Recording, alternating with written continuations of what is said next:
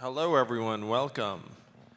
So I was supposed to be interviewed by a friend of mine, Kevin Roos, who had some travel issues. So I'm now interviewing myself.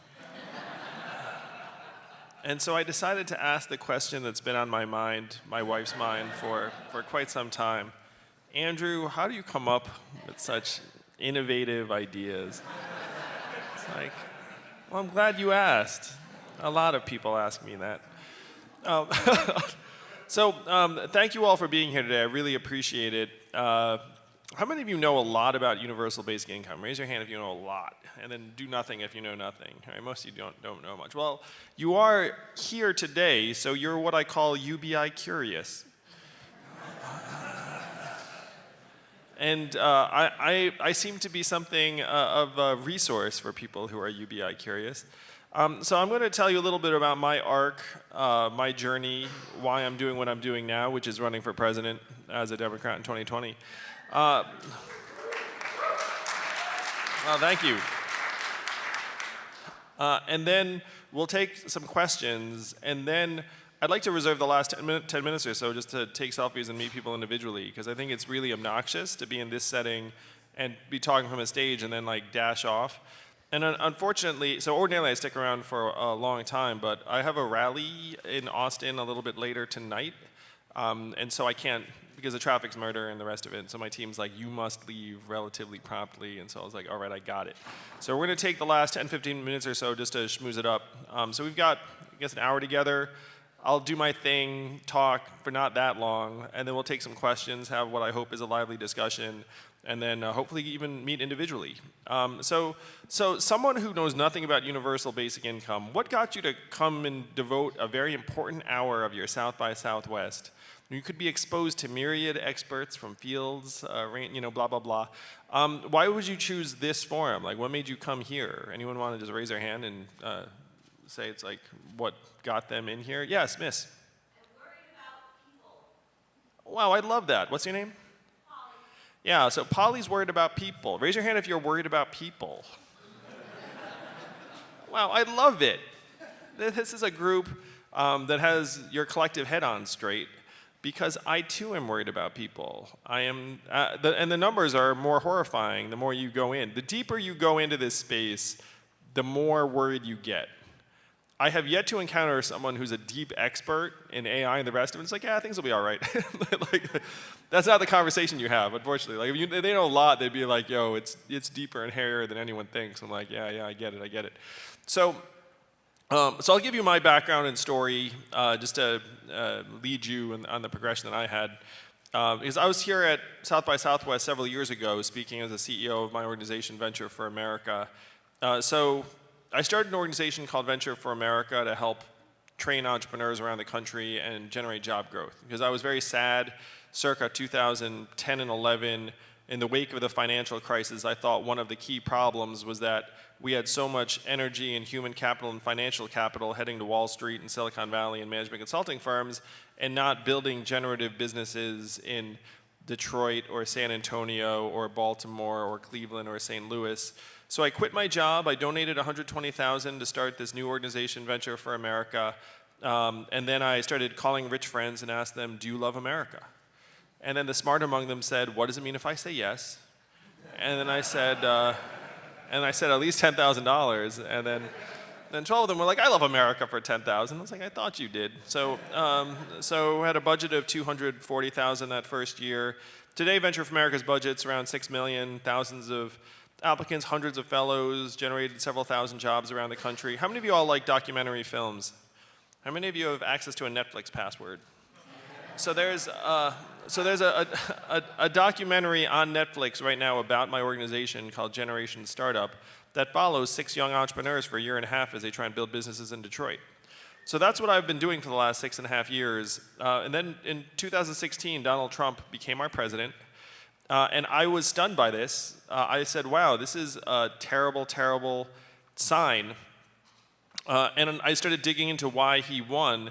And keep in mind, I'd spent the last 6.5 years working in the Midwest and the South in places that had lost tons of manufacturing jobs. And so I looked at the data and the research, and I found that we'd automated away 4 million manufacturing jobs in Michigan, Ohio, Pennsylvania, Wisconsin, Missouri, Iowa, all the swing states that Donald Trump needed to win and did win. And if you look at the voter district data, there's a straight line up between the adoption of industrial robots in a voting district and the movement towards Trump. It's like a straight line. And so then, how many of you all work in technology or a technology adjacent field? Like a bunch of you.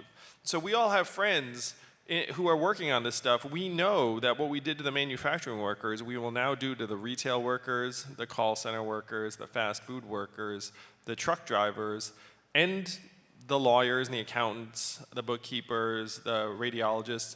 So Polly, when you said you were worried about people, is this why you were worried about people? Yeah, I feel like they're having a hard time. People are having a hard time. And one of the messages I have is like, it's not immigrants that are making it so that people are having a hard time. It's the fact that we're making it so that human labor is less and less central to the economy, where now it's more normal to have 2, 3 jobs. 94% of the new jobs created since 2005 in the US have been gig, temporary, or contractor jobs. And so when I was digging into the numbers, I said, okay, it turns out that Donald Trump's election directly linked to the fact that we're decimating manufacturing jobs and we're just going to keep cycling through these other occupations. And then when I started doing research for my book, now out on paperback, more now people. But when I started doing research for my book, the data just got bleaker and bleaker around human beings, where how many of you knew that America's life expectancy has declined for the last 3 years? And why is that? Opioids and suicides. Both of those have now overtaken vehicle deaths as causes of death in the US. You all want to know the last time America's life expectancy declined 3 years in a row? The Spanish flu, 1918. It's an anomaly in a developed country. It is not actually normal for your life expectancies to go down in a developed country. It's almost unheard of. And so it's not just that. Our labor force participation rate right now is at 63.2%, close to a multi-decade low and the same levels as Ecuador and Costa Rica. No knock in those countries, but still not like where you want to be if you're an industrialized nation. Almost 1 in 5 prime working age American men hasn't worked in a year, and this is year 10 of an expansion. These are supposed to be like the best times you get, more or less. And so the data, to me, was shockingly consistent with a narrative of an automation wave that we're in the 3rd inning of. And the 4th and 5th and 6th innings are going to be devastating. How many of you all have friends who are working on artificial intelligence or AI-related companies, like most all of you? So there are some themes here. Polly's worried about people, and a lot of you work in tech and know people who are working in tech. And again, the more you know, the more concerned you get. The more you're like, wow, do I think that AI can outperform a call center worker who makes $14 an hour? Yeah, I do. You know, most of you are like, yeah, sure. What's the time frame on that? Now, 2 years from now, there are 2.5 million call center workers still in the United States making $14 an hour. What percentage of Americans graduate from college today? It's 32. So if you include 2 years and associate's degrees, 2-year programs, it's 42. So if you think about the workforce, 58% are high school graduates, making typically between $14 and $15 an hour. So when you think about American jobs, you should think about lots and lots of high school grads. The most common jobs in the US economy are administrative and clerical work, including call center workers, retail, food service and food prep, truck driving and transportation. Being a trucker is the most common job in 29 states. There are 3.5 million truck drivers in this country. 94% male, average age 49, average education high school or 1 year of college, a lot of them ex-military. This is going to sound very politician-y, but I was just with a trucker in Iowa last month. I was. Yeah, why Iowa indeed? Mystery. I'm actually going there again on Monday for the 9th time. And so you look at it and say, okay, there are 3.5 million truck drivers. Are we pretty confident that we're going to have robot trucks on the highways in 5 to 10 years? Sure, they'll be on the road. I mean, they're on the road now. Like, they're actually testing robot trucks now. Are you going to have a robot truck maybe with a human there, like, twiddling their thumbs as, like, a quote-unquote fail-safe? Like, maybe. But eventually, are you going to start thinking, maybe I can convoy some trucks together. I get a human in the first one and then a couple of robot trucks following right behind. Like, that's pretty reasonable. You know, and so you can start seeing where this is going to go. Dozens of truckers recently protested in Indianapolis. They did something called a slow roll, which they had a bunch of trucks, and then they just started driving their trucks slowly on the highway, gums up traffic. What were they protesting? They were protesting the electronic monitoring of their driving time and work shifts. How do you think they're going to react when it's a robot truck that's actually taking the job away? I'm going to suggest they're not going to take that well. Right now, the average trucker makes a little less than $50,000 a year. It's one of the higher paying jobs for a high school grad in this country. What's their next economic alternative going to be when the robot trucks come? It's a rhetorical question. Nobody knows. Nobody knows. Now, I studied economics in college, and what my textbook said would happen if you were to lose, let's say, 4 million manufacturing jobs. Who here studied economics? Someone did. So what did your textbook say would happen? Retrain, reskill, higher productivity work, economy grows, all is well, right? You remember that from macroeconomics that you got to be in, and then forgot? That's fine. I got an A. So that is what the macroeconomics textbook says. And then it turns out in real life, when you go look at the numbers of what happened to manufacturing workers in Michigan or Indiana, 40 to 44% of them left the workforce and were never heard from again. Now, how do they survive? About half of that group filed for disability. There are now more Americans on disability than work in construction. 20% of working age adults in some parts of the country. And if you go to these communities, you can see it. There are just a lot of people on disability. Now, are they genuinely disabled? Yeah, a lot of them had genuine injuries, because if you're working in a manufacturing plant for 12 years, like, you probably have something messed up. But would they prefer to be working? Like, in most cases, yeah. And so what happened to the manufacturing workers is almost certain to happen to the truckers. It's like there is going to be no magical realignment. You're not going to take 500,000 middle-aged men and turn them into coders or whatever ridiculous fantasy someone is peddling. And the other aspect of it too is that it's like, why on earth do you think you're supposed to try and turn a truck driver into a software engineer? Like, reflect on that for a moment. And the reason is that we define ourselves by economic value at this point. It's like, if you don't have any economic value, then we have to turn you into something that does, even if it makes no sense in the world to think that we can do it. And when I went to Washington, D.C. with a set of issues, so I'm a pretty cool guy, so like I went to D.C. and was like meeting with various legislators and policymakers, because I was an Obama appointee. I was an honorary ambassador of entrepreneurship.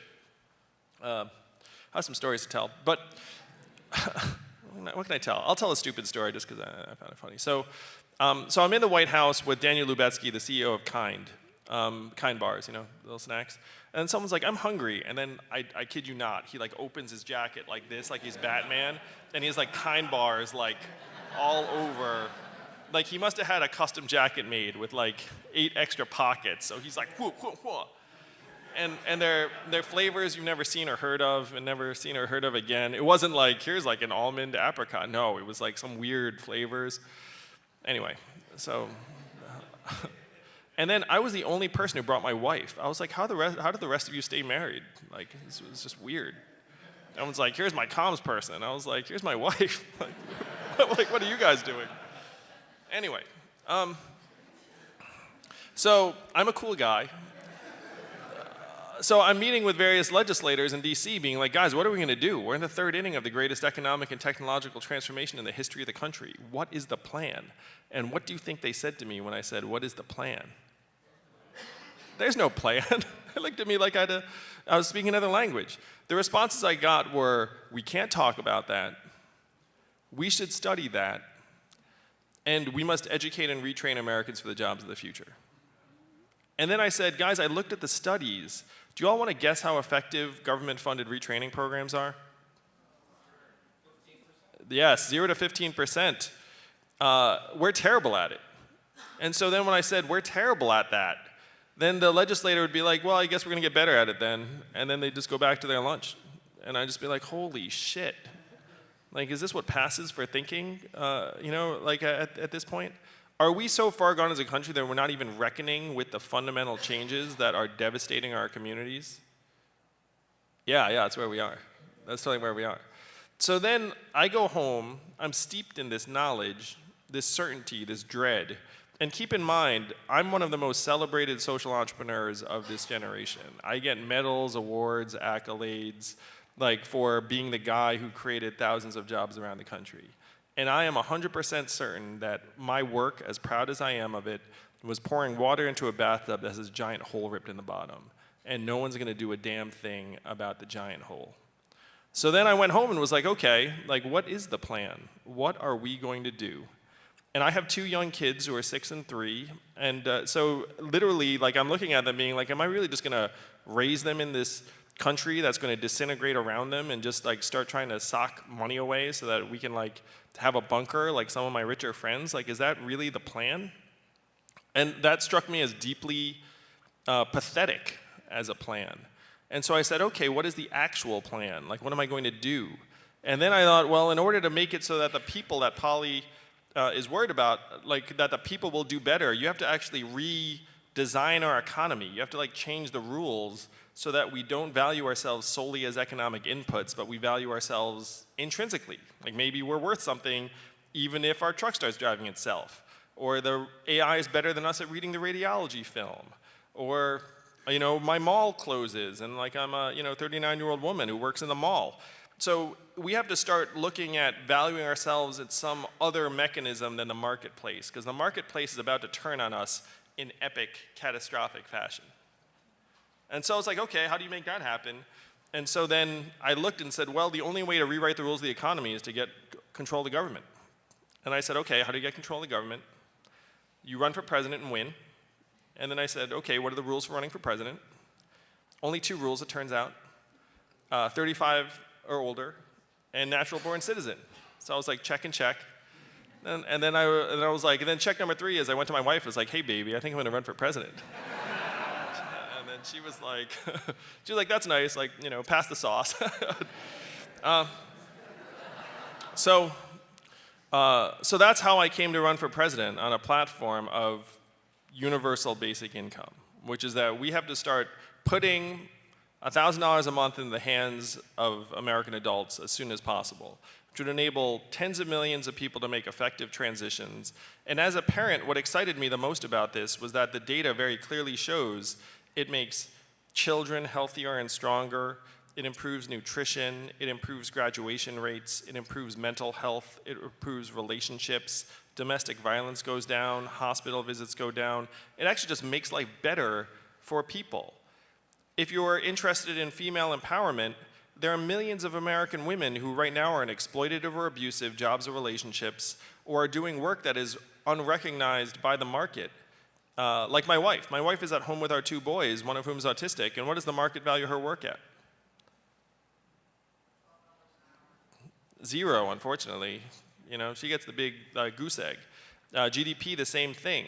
When I know she's working much harder and doing more important work than certainly like the average hedge fund analyst or whatever it is. And so we have all of these perversions baked into our valuation of ourselves based upon what the market says is important or valuable. And so you create this universal basic income, which is not my idea. Thomas Paine was for it at the founding of the country, called it the citizens' dividend. Martin Luther King championed it full on the last year of his life in 1967 before he was killed. Milton Friedman and 1,000 economists signed a study saying this would be great for the economy, and it passed the House of Representatives twice under Richard Nixon in 1971. Came this close to being law. It's called a Family Assistance Plan, would have guaranteed everyone a minimum income. And the reason it didn't pass was that Democrats in the Senate wanted a higher income threshold. And then 11 years later, one state passed a dividend where everyone in that state now gets between $1,000 and $2,000 a year. And what state is that? And how do they fund it? And what is the oil of the 21st century? Technology, that's right. I've heard marijuana, I've heard a lot of things on that one. But it is technology. And now I'm going around the country saying, look, what they're doing in Alaska with oil money, we can do for everyone with technology money. As a matter of fact, we don't have a choice but to start moving this direction, because if we follow GDP and capital efficiency, we're going to follow it off a cliff, which we are doing right now. We're in the middle of it. Donald Trump is not business as usual. Donald Trump is a sign of disintegration. and the disintegration is accelerating. You can see it in any numerical measurement. Life expectancy, mental health, deaths of despair, like any measurement you want, business formation, marriage, child rearing, all of them. Historic lows, multi-decade lows, moving for a new job, multi-decade low. Pretty much any measurement of healthfulness you can find in America is at a multi-decade low or a record low right now. We are falling apart. And so this is this is an overdue move. Like this should have happened decades ago, but here we are, it's 2019 and we have to make it happen now. So that's universal basic income. Put $1,000 a month in the hands of every American adult. Now some of you are thinking like, haha, that sounds great, but isn't that way too much money for us to afford? Who's thinking that? Raise your hand. Anyone? No one? Wow, that'd be great. At least a few people are like, hey, that's like $3 trillion. Now, what's amazing is that it gets actually very, very affordable very fast. For context, the economy is at $20 trillion, up $5 trillion in the last 12 years. So we're at like massive levels of wealth. And instead of costing $3 trillion a year, it actually costs more like $1.8 trillion because we're already spending $1.5 trillion on income support, 126 welfare programs, Social Security, and other things that end up just bringing the cost down of guaranteeing everyone $1,000 a month. So what I referenced before about this technology money, you all saw the headlines where Amazon paid 0 in taxes last year despite record profits, right? And I'm going to suggest that's not Amazon's fault, that's our fault. Like if you're Amazon's management team, you're like high-fiving, you're like, yes, another year of 0 taxes, well done, give those tax lawyers a bonus. And that's cool, that's what they should do, that's what they're supposed to do. But what we're supposed to do is say, hey, we have to have a system that you can't just freaking game that easily. We need to get the American public a slice of all of that economic innovation that's happening, because the trap we're in right now, who are going to be the big winners from AI and the rest of it? Who wins? The biggest tech companies, right? You know any promising AI that's going to buy anyway, because they're worth $1 trillion. You come up with a promising AI company, they're going to buy you for $2 billion, and then just going to tack you on. So the big winners are the Amazons and Googles and Facebooks and Ubers of the world, and they're great at not paying a whole lot of tax. And so what we have to do is we have to have a tax that they can't game their way out of.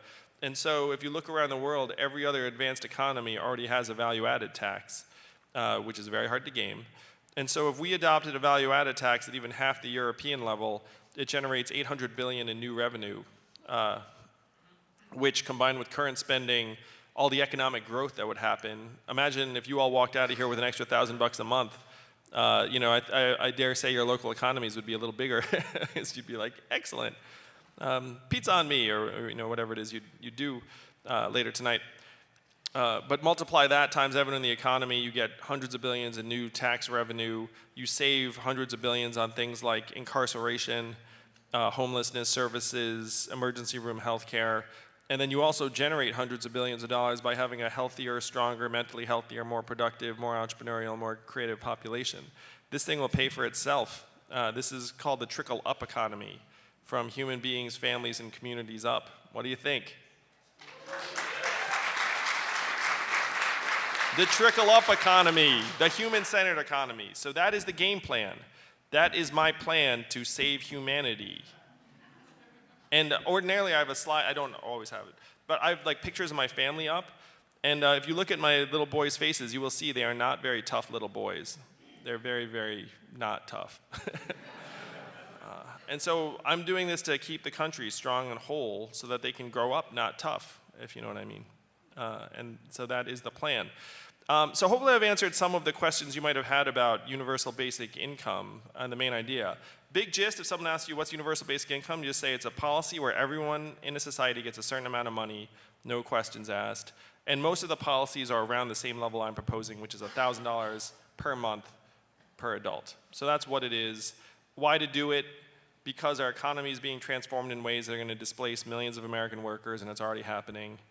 Can we afford it? Yes. Will it cause inflation? No. Is it awesome? Yes. Is anyone trying to make it happen? Yeah, that guy. And then now, hopefully, all of you too. So would love to take some questions from you all, but I'm going to suggest too, the reason, if you came here because you're worried about people, you are right to be worried, because this economy is going to go from punitive to savage pretty quickly. The next downturn, the knives are going to come out. Like, I've been a CEO, you don't fire people when times are normal, but when times get tough, you like just look around and see who's not nailed down. And even if they're nailed down, you start looking for a nail remover. So in the next downturn, it is going to be savage, and we have to get our shit together between now and then. So if we don't fight for it, none of this will happen on its own. I've been to DC, I've seen the machinery. You know what I'm talking about too. Like, no one's gonna do a damn thing. So we are going to have to do it for ourselves. In entrepreneurial circles, there are two mindsets. One is someone else will take care of this, and the other is I'm going to take care of it. And we all know that this is something that no one else is going to take care of. So thank you all very, very much. We'd love to take questions. I think there's a mic for you. Thank you all.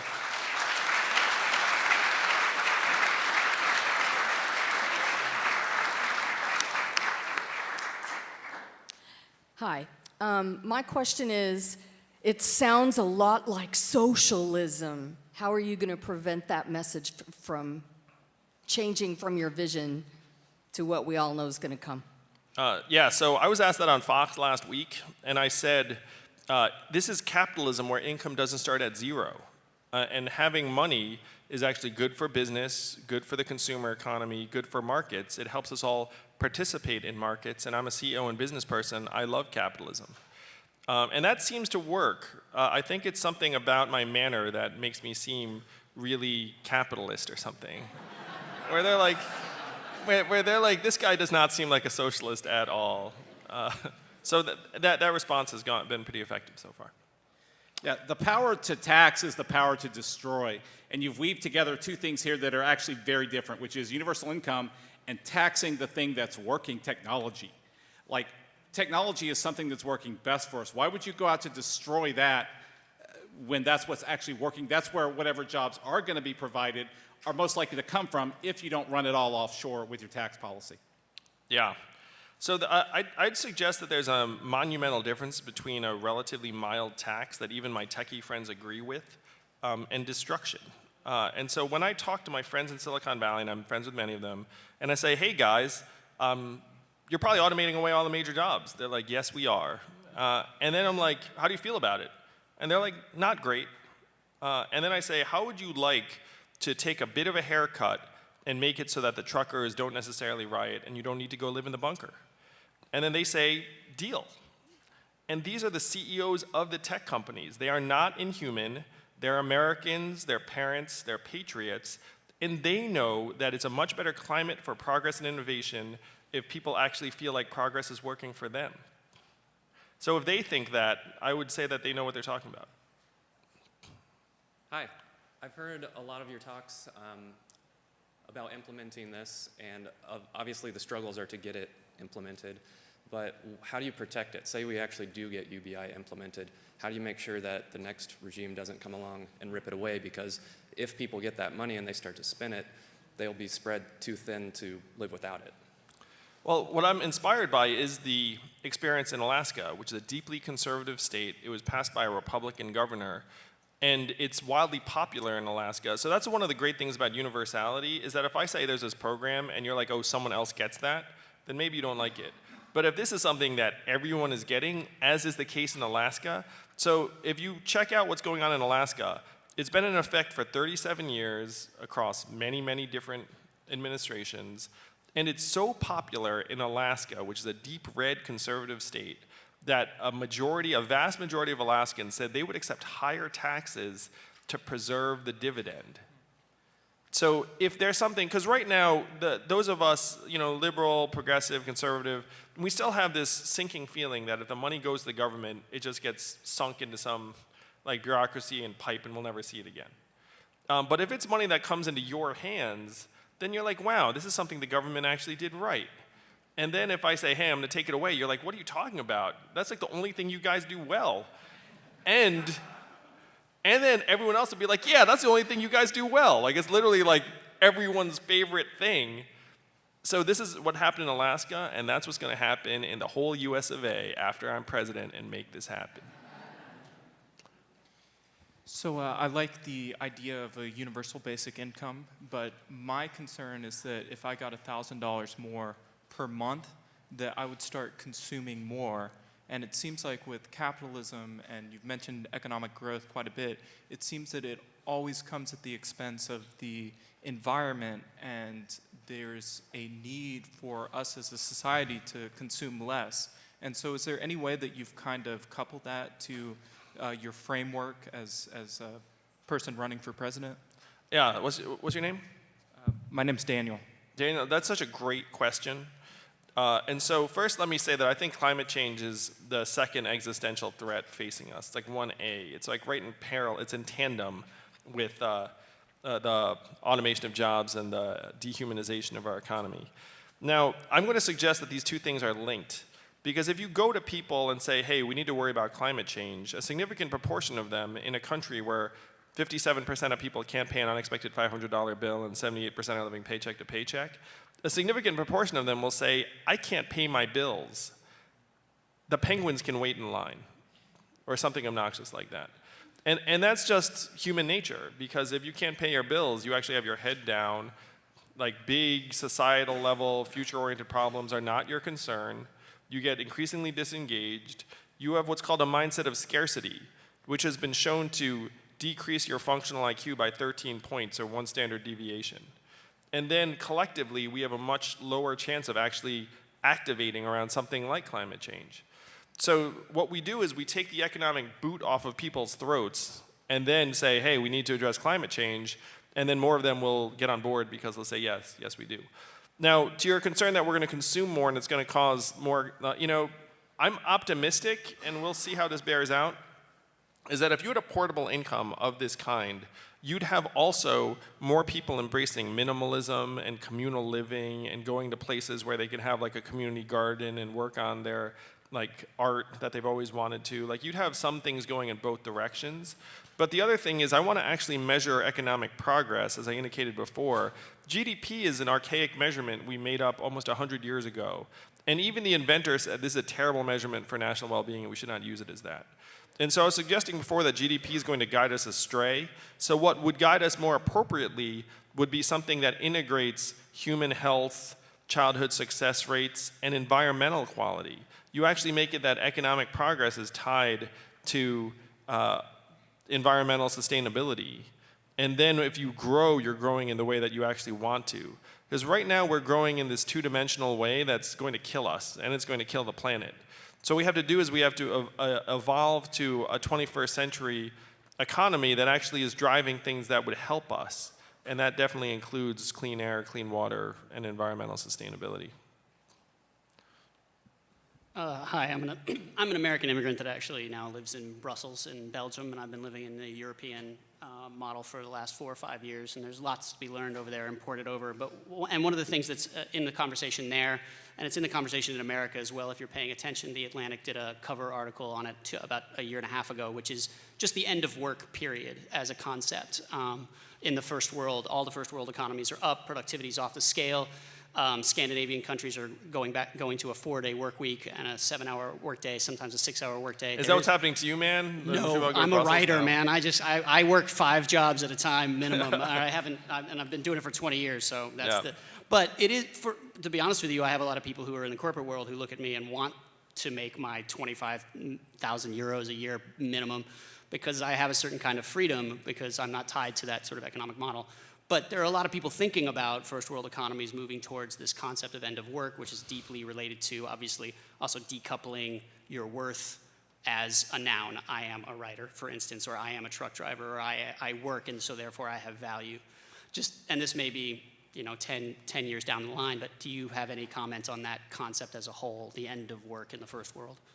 Yeah, so unfortunately there's been this massive divergence. So Keynes predicted that we'd have 15-hour work weeks because our productivity would just keep going up.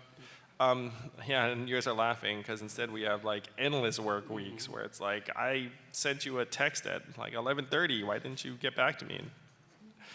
So what happened in America is that our work week got shorter until about 1980, and then it reversed and got longer and longer, and that's where it is now.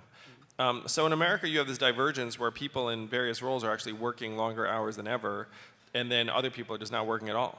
And so would America benefit from curbing some of the excesses in terms of corporate work culture? 100% yes. I mean, studies have shown that a lot of those incremental hours are not actually adding much productivity. Yeah. But will that happen in the absence of some regulation? Will people just sort of move in that direction? unfortunately, the facts point the other direction in the U.S., where like the workism, always on culture is actually getting stronger. And so as president, would I want to try and curb that? Would I say, look, maybe we should move towards 4-day work weeks for certain industries, make it so that there are like, times of the day when like you should not be always on, and that companies like should not expect most employees to like be available for like 16 hours a day and the rest of it? Yeah, I would. But it's not going to happen on its own, because unfortunately the dynamics of this economy make it that a lot of corporates will just demand more and more of workers until we drop dead. Right. Thank you. Hello. I'm going to change the topic a little bit, because you're not a one-note wonder, and have, I know, a whole slate of policy proposals that are quite specific. And I know one of them is that you're not in favor of free college. I'm really curious about what you think about public education K through 12, and what you think about the crisis of student loan debt, what your proposals are around both of those things, and also education in general, which seems essential to our civic health. Yes, thank you. I have 75 policy proposals on my website, so it's like UBI and then like 74 others. So that's what she was referring to, I think, in part. I love the spirit of free college or free public college. I just think that it sends the wrong message, because college, so the first thing is that only 32% of Americans graduate from college, and that proportion has essentially been constant for years. And that as we've tried to plow more people into college, what we've done is we've brought down the college completion rate. The college completion rate in 6 years now is 59%. So 41% of people who are starting college do not finish within 6 years. And so selling college as a panacea is just not going to work. And it's subsidizing something that's enjoyed by the top third of the population, which may or may not be the direction you want to go. So to me, you're much better off putting $1,000 a month into everyone's hands and saying, if you want to use that to partially pay for college, that's great. If you want to pay for vocational, which we should be massively investing in, that would be great too. If you want to do something independent, maybe you want to start something, like that would be a better way to go. And it's in tandem with the fact that we have this educational school loan crisis in this country, where it's up to $1.5 trillion. Why has college gotten 2.5 times more expensive over the last 25 years? It has not gotten 2.5 times better. And so the reason is that they've just invested in a lot of non-faculty administrators. And so you have to separate out the different problems. Has college gotten too expensive? Yes. Saying, are we going to subsidize it and have free college as a solution? To me, it's a little bit too much in one way and not enough in another. So what you do is you go to colleges and you say, look, why are you so expensive? You got to get your costs down, and you got to get your administrator to student ratios down to what they were in the 90s. And if you don't get school loans. And then the universities would say that's impossible. And then you'd be like, well, I have a feeling you'll figure it out. And then they would. And then they would find that it impacts the student experience, not at all. Because at this point, these schools are like a massive, crushing debt burden. It's like a tax on our economy. How many of you all have student loan debt? You all look kind of young, some of you. Yeah, you don't need to be young to have student loan debt. I had $100,000 in school loans myself. I used to call it my mistress, because I was like writing a check to like a family in another part of the country. I was like, so it's immoral. I would forgive a lot of that student loan debt in an argument for stimulus, because young people and like other people should be starting families, buying homes, starting businesses, and not paying off this phantom school debt that, like was for an education they got years ago and the school was already paid. It's purely a financial invention at this point. And so if you wanted to make an economy that worked for people, you would just be like, look, this is a great stimulus to the economy. Let's just like get some of the school loan debt off of people's backs, get colleges to be more cost efficient, and then give everyone $1,000 a month and invest very highly in vocational. Because right now only 6% of American high school students are in vocational or technical tracks. In Germany, that's 59%. What do you all think the appropriate percentage is for America then? 25 or 30, right? But the problem is we're overselling college to all these kids. We're like, hey, if you don't go to college, your life is over. And then they go to college, they get this debt. Even if you come out of college right now, you know what the underemployment rate is for recent college grads? It's 44%. So again, this entire like subsidized free college, like it doesn't solve the problem. Like, if you come out and you're underemployed and you don't have crushing debt, yeah, that's better than having crushing debt. But like, maybe we need to start trying to address the imbalances in our system. And one of the imbalances is that we're over-prescribing college, we're under-supporting vocational trades and apprenticeships, because if you're going to automate away a lot of the jobs, which we are, 44% of the jobs in America are either repetitive manual or repetitive cognitive. We're going to automate away a ton of those jobs. But you know what's really hard to automate away? HVAC repair. Yes, air conditioning repair, plumbing. You know, like, it's very, very hard to automate away fine motor work like that. Those jobs are steady, they pay well, they're gratifying. So we need to start saying to kids, like, that's a really good way to go. Like, that's a better way to go than a 4-year degree that might, you know, that just might lead you nowhere. No offense, I went to college, you know, I love college and all that, but we're just overselling it. So it's a very long-winded answer to a complex set of issues, but it's a multi-pronged problem. Sure. All right, I want to preface this question by saying I don't know too much about UBI, but I'm enthusiastic about the concept. In my limited research, I came across 2 big criticisms, which I just want to shoot by you. Sure. Yeah. So what do you say to those who argue that giving everybody $1,000 a month or $2,000 a month would allow businesses to raise the price of goods and services and create a new social norm? Yep. Or allow businesses to reduce wages and subsidize those reduced wages with this income, similar to how Walmart encourages employees to be on food stamp programs and such? Yeah, so if you look at our experience as consumers, we have not had massive inflation in any category but 3. Education, which we discussed, healthcare, which has its own massive set of problems, and so I'm for Medicare for all and just getting like the cost down and the access up, because there's no other way to do it. There's just so many excesses in that system. And then housing.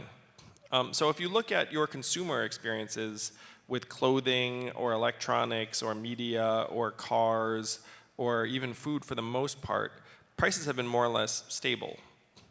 And so if I put money into your hands, all of the markets where it's a free-floating consumer economy with price sensitivity and competition among firms, you would not see massive price gouging. If McDonald's decided to double the price of its hamburger, like after we all had $1,000 a month, you'd just be like, wow, I guess I'm going to go to Taco Bell or the deli. And then they'd all have to gouge you simultaneously. And then it just takes one of them to say, I'm not going to gouge, and then they get all the business, and then all the prices come back down. It's not like if you have $1,000 a month, you're all of a sudden like made of money. It's like you still are going to be bargain hunting. And so that's true across all of the functional markets that competition and technology apply to. It's really the dysfunctional markets that are driving us crazy. And putting money into people's hands will actually allow us to manage that inflation as opposed to cause it, because this inflation is not being driven by purchasing power. In terms of the worker bargaining power, it's actually the inverse. So check this out. Let's say everyone's getting $1,000 a month, and then Walmart decides it's going to exploit people. It's going to be like, I'm going to pay you nothing. You have to work for free. Then people would be like, of course I'm not going to do that. And I know I cannot starve to death if you don't give me something that's actually worth my while. It's possible Walmart might actually have to increase their pay. What you might see people that are frankly very unpleasant employers might have to actually pay more, because at this point people know they can survive without a job that they hate. And so you'd see wages change in different fields. There are some fields where they probably could get away with paying less, but we might find that to be okay. For example, nonprofits, or like teaching and coaching jobs, or some other jobs, they might be like, hey, we need more people, we'll pay you a little less, and then people might be cool with that because they're like, I kind of want to do that work. And then the really soul-crushing jobs would actually have to pay more. So it's not a uniform impact. It would vary, but the big thing to think about is that it improves our bargaining power. It makes us actually more exploitation-proof, not exploitable. Thanks. I'm interested in kind of 2 things. One is your definition of intrinsic value, and then I'm also interested in how would you plan to educate people on the concept of intrinsic value? If a truck driver can't be expected to become a coder, how can they be expected to become a part-time artist or an innovator? Yeah, so this is in many ways the fundamental challenge that we're facing, is that people, actually no, men deal with idleness very, very poorly. If you're an unemployed man, you volunteer less than an employed man, even though you have more time. And you spend up to 75% of your time on the computer playing video games and other things. And then your drug and alcohol consumption go up, and your self-destructive behaviors also tend to go up. Women do not have these issues. Women are never idle. They find various projects and pro-social, go back to school at higher levels, et cetera, et cetera. This is shocking to 0 people in this room. So, and it's just facts. A very, very data-driven man. The opposite of Donald Trump is an Asian man who likes math.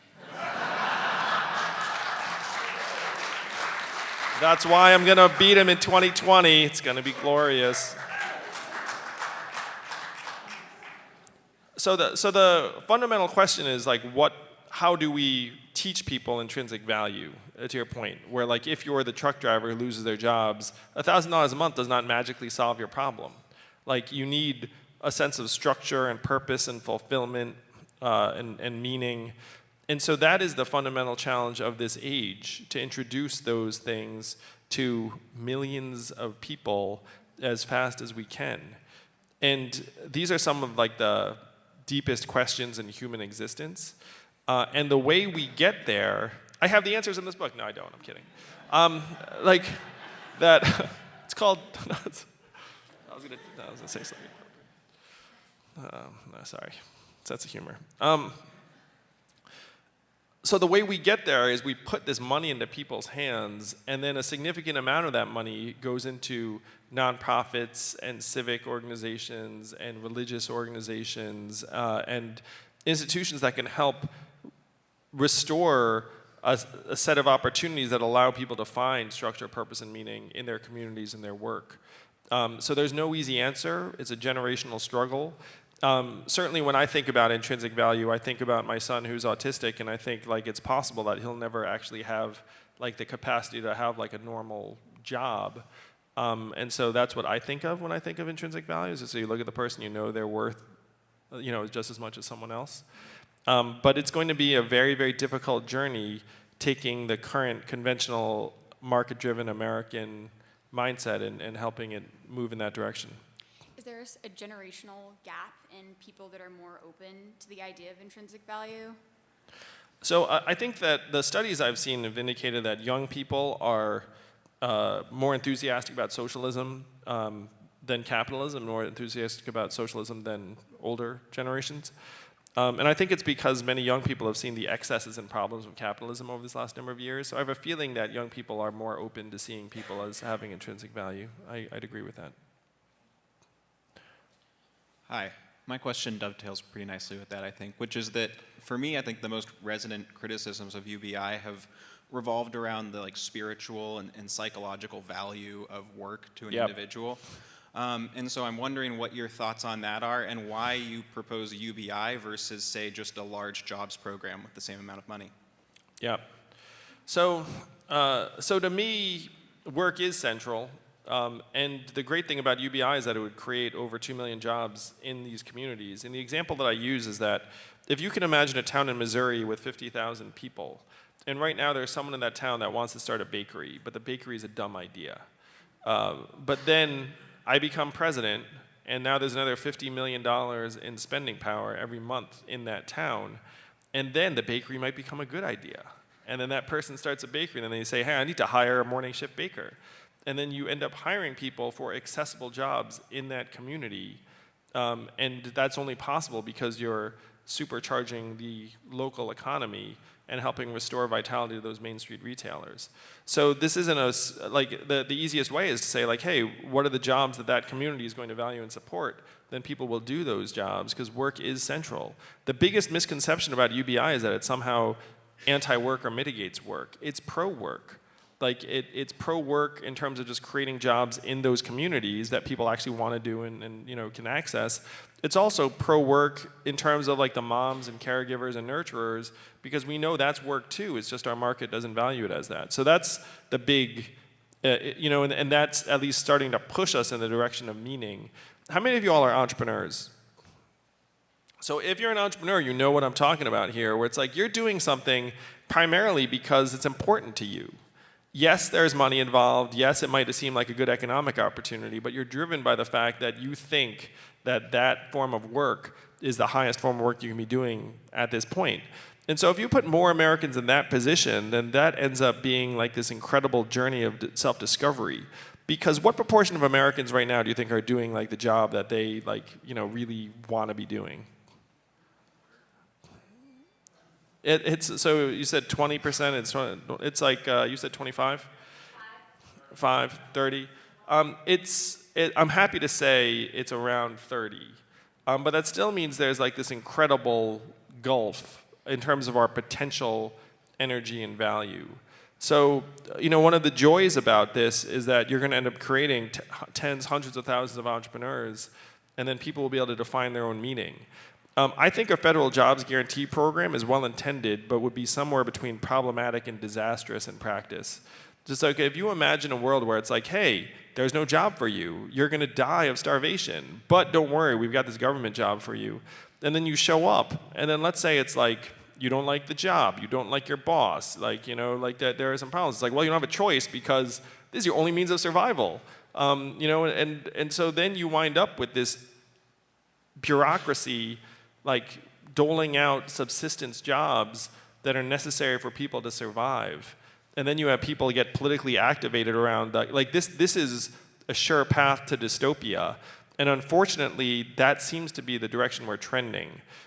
So I love the spirit of a federal jobs guarantee. If we could all magically have jobs that worked out and that we liked and that helped make the earth more sustainable, like that would be great. But in practice, that stuff is going to be very, very difficult and expensive and cumbersome and give rise to a whole new army of bureaucrats who will measure our performance. Hi. 10 minutes in terms of the whole thing? Okay, thank you, Luke. All right, last question, and then I'll come down and say hello. So make it good. Sure. I'll try.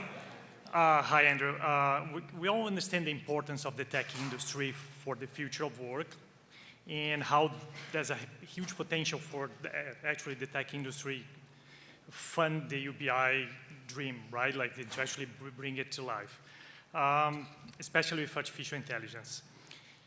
My question to you is, I never heard you talking about what did you do to actually keep US ahead of that AI development, and especially how would you deal with China on that competition?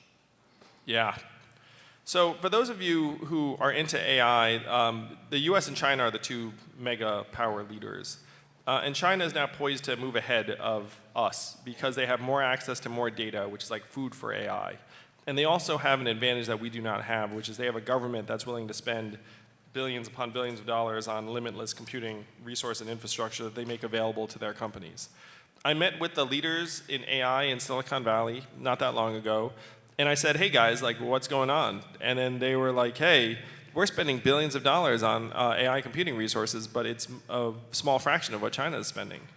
And so then I said, well, if I were president, would you like me to help with that? And they said yes. So the plan is for, the ideal is to avoid an arms race dynamic because you don't want people like chasing after weaponized AI and thinking of it as a zero-sum game. But in order to avoid that dynamic, the US needs to be one of the strongest countries. And so in order to keep that leadership, we would need to invest meaningful public resources because even our richest private companies cannot compete with Chinese computing resources. I'm just going to tell a joke about AI because I thought it was funny. How far behind is China than the US in AI?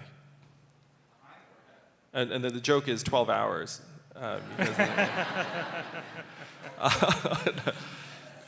So thank you all so much for being here today. I just want to share something on the campaign. I'm poised to make the Democratic primary debates in June.